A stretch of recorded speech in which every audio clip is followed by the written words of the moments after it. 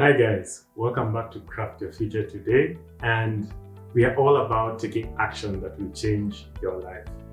So today I'm here to talk to you about 5 tips that you need in order to save your money. I know this is a topic that has been covered vastly, but for some reason I feel that we still need to get there in terms of saving our money. We need to be intentional about it, and sometimes it can be draining when you're trying to save your money but it's just not working out. Well, today I'm going to cover some of the things that could be getting in your way and how to overcome them. So stay tuned, like this episode, share it with your friends, and just all sit down and watch it because you'll all get valuable information from it.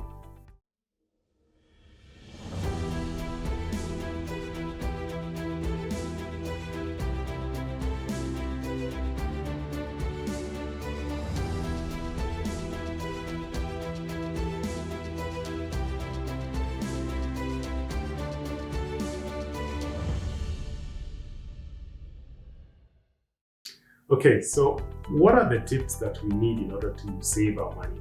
Now, I came up with 5 of them, and I believe these 5 are very crucial and will really help you in your journey.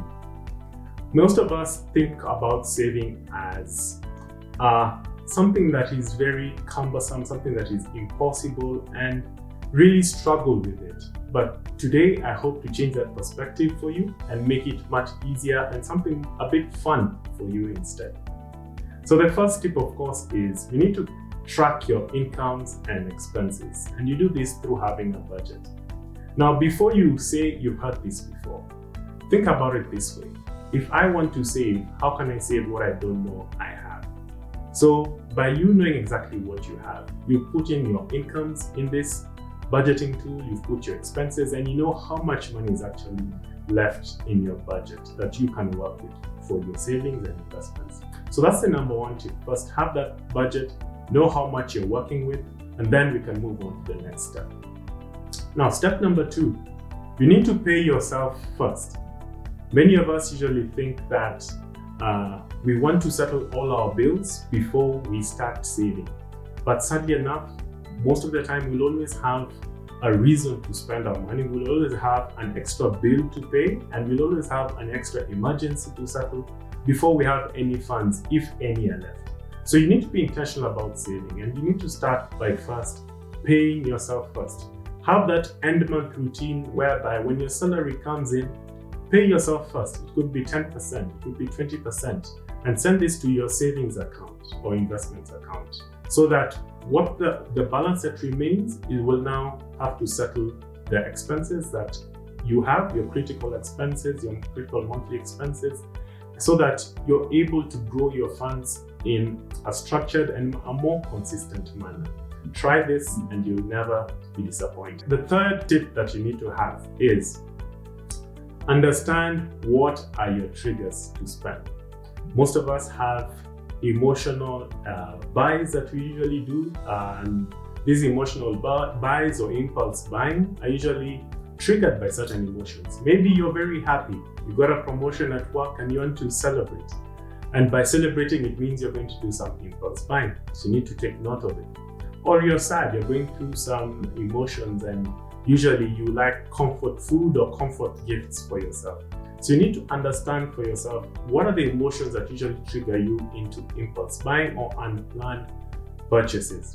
And now what you need to do is find a way of counteracting them.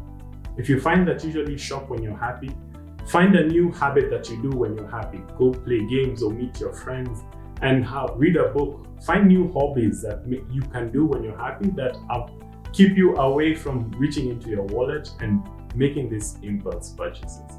All right? So the first thing, you've gotten a hold of what are your incomes and expenses and know your bottom line through a budget.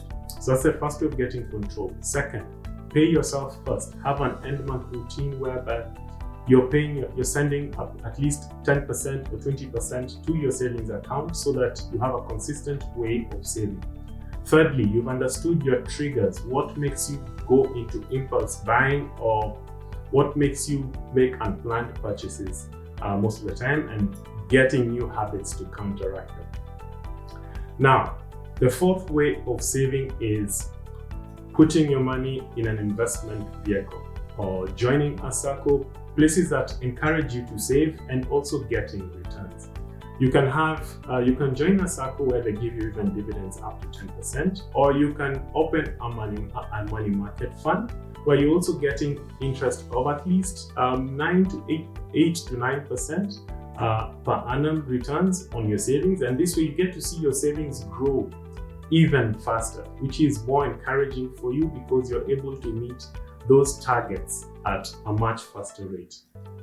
Now, once you've done this, the final tip for saving is have a specific goal for your savings, all right? It could be something that you really wanted for yourself. That you could be saving for a car, for example. You could be saving to advance your studies or go for a holiday, for example. If you're saving to invest in a future investment vehicle, for example, something that will give you maybe 10-20% returns, or you're saving to start a business. All these things are vital. You must have a very specific goal that you're saving towards.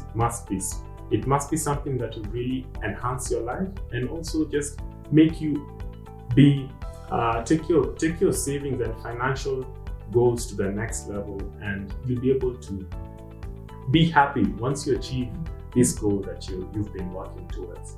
Now, I hope you remember the 5 tips. They're very easy, and I hope I've added a new perspective towards your plans for saving. I hope that you also enjoyed this and you will share, like, subscribe to our channel so that you're able to get more tips and you're notified immediately the next episode comes. And I just want to wish you a great day as you continue your savings. See you in the next episode.